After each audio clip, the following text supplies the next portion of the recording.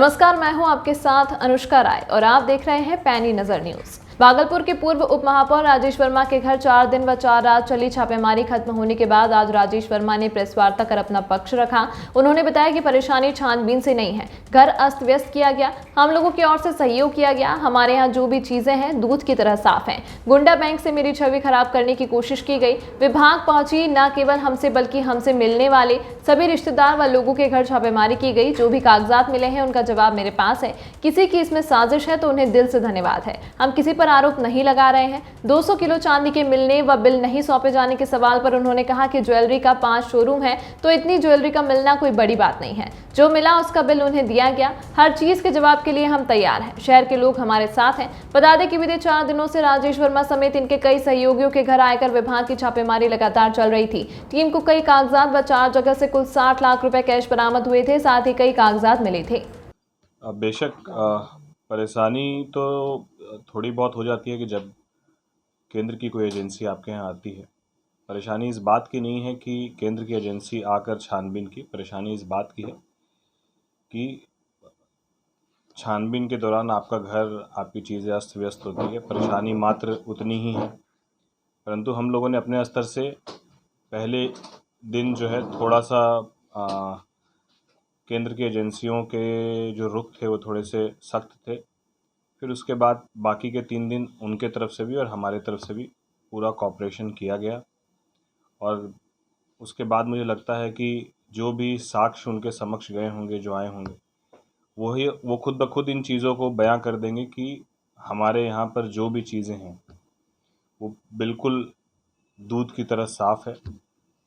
और चाहे जितनी भी एजेंसी हों, चाहे जितने भी लोग हों, जितने भी लोग यहाँ पर आए, और वो सब उन लोगों ने भी ऑफ द रिकॉर्ड इस बात को माना कि उनके दिमाग में या उनको एक बड़ा परसेप्शन दिखाया गया था या बताया गया था, जो भी चीज़ें, बट वास्तविकता बिल्कुल उससे परे है। क्या माना जाए, क्या उसमें सही है, क्या गलत है? देखिए, गुंडा बैंक के तहत ही, मतलब एक गुंडा बैंक से ही छवि को ख़राब करने की कोशिश की गई कि मैं गुंडा बैंक चलाता हूं, और इस तरह की बातें पहले आई अखबार में।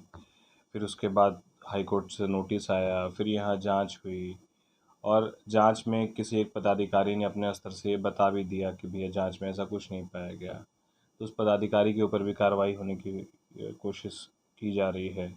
उसके बाद डिपार्टमेंट आ गया। डिपार्टमेंट भी 4 दिन तक न केवल हमारे घर परिवार बल्कि हमसे मिलने वाले जितने लोग हैं, 20, 25, 30 जगहों पर हमसे मिलने वाले लोगों तक के घर पे जो है जा के छानबीन कर ली। और मैं तो कुछ अखबार के माध्यम में देख रहा था कि सूत्र बता रहे हैं कि अरबों का, करोड़ों का, पता नहीं क्या क्या जो चीज़ें हैं। मगर वास्तविकता ये है कि जो भी अखबार या बाकी जगहों पर जो चीज़ें आप देख रहे हैं, वो एक उनको जो सुनी सुनाई बात वो बाहर से सुन रहे हैं, शायद वो है। वास्तविकता यही है कि हमारे यहाँ से कोई ऐसी चीज़ें, कोई ऐसा इलीगल चीज़ या कोई ऐसे इलीगल डॉक्यूमेंट्स हम लोग के नज़र में जितना था, व्यापार से रिलेटेड ही जो भी चीज़ें मिली हैं वो हमारे व्यापार से रिलेटेड ही है। और उसमें हम लोगों ने उनको पूरा कोऑपरेट किया है। हम लोगों ने हमारे व्यापार से रिलेटेड जो भी पेपर मिले हैं वो सब उनके समक्ष प्रस्तुत किए हैं।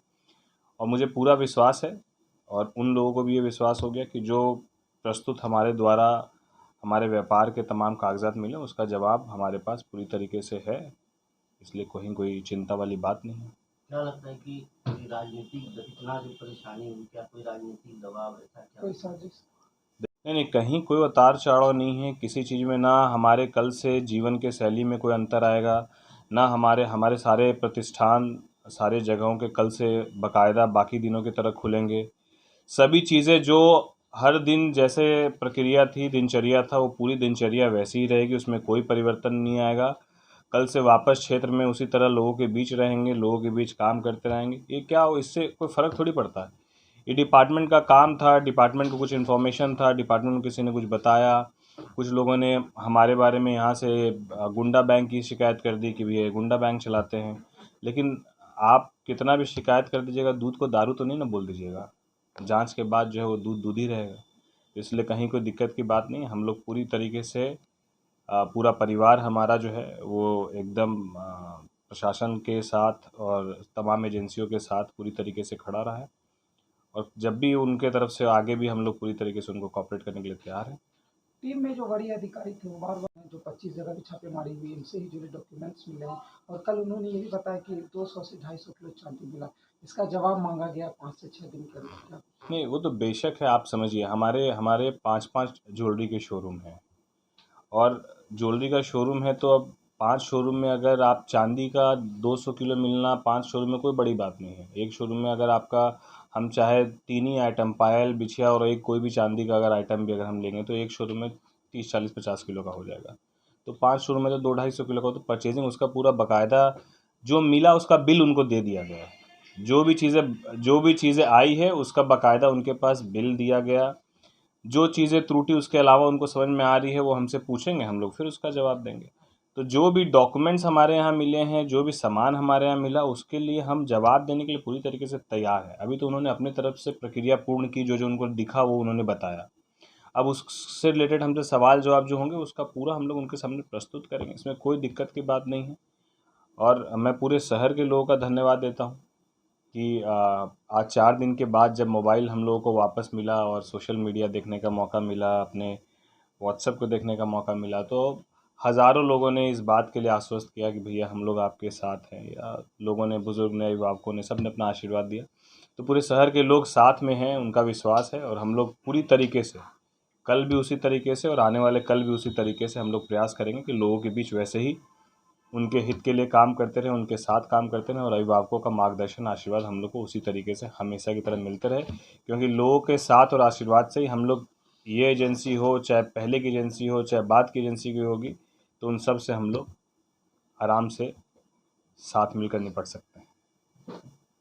इसमें कोई साजिश है या इसमें किसी का कोई प्रयास है तो हम उनको दिल से धन्यवाद देते हैं। इसलिए धन्यवाद देते हैं कि कम से कम आपके ऐसे प्रयासों से यदि कहीं हमारे व्यापार करने के तरीके में थोड़ी त्रुटि रह गई है तो उसको हम लोग और बेहतर कर पाएंगे। तो आप अपना अगर कोई ऐसा प्रयास कर भी रहा है तो हम उनको भी धन्यवाद देते हैं। हम कहीं किसी पर आरोप नहीं लगाएंगे, हम तो धन्यवाद देंगे कि यदि आप किसी को, हम लोग को बचपन में हम लोग होमवर्क नहीं बनाते टीचर मारता था, तो इसका मतलब दुश्मन थोड़ी है टीचर मेरा। अगर टीचर मारा तो हम तरीका जो है और बेहतर तरीके से अपने आप को निखार पाए, कुछ बेहतर कर पाए। तो डिपार्टमेंट या एजेंसियां जो आती हैं, यदि आप गलत नहीं हैं तो एजेंसियां सिर्फ आके आपके काम करने के तरीके को, व्यापार करने के तरीके को, उसको और कैसे बेहतर किया सकता है। पहले भी 2006 के अराउंड हमारे यहाँ पर इनकम टैक्स का 6 या 7 में हमारे यहाँ इनकम टैक्स का रेड हुआ था। तो उस टाइम पर जब कंपनी आई थी, एजेंसियाँ आई थी, तब हमारे यहाँ लाखों की बात हो रही थी। आज एजेंसी आई तो करोड़ की बात हो रही है। हम चाहते हैं कि फिर 5, 7, 10 साल के बाद जो है एजेंसी आए तो अरब की बात हो। तो ये तो अच्छी बात है कि हर बार एजेंसी आती है तो आपको कुछ बेहतर बता कर जाती है, सिखा कर जाती है, तरीका बताती है।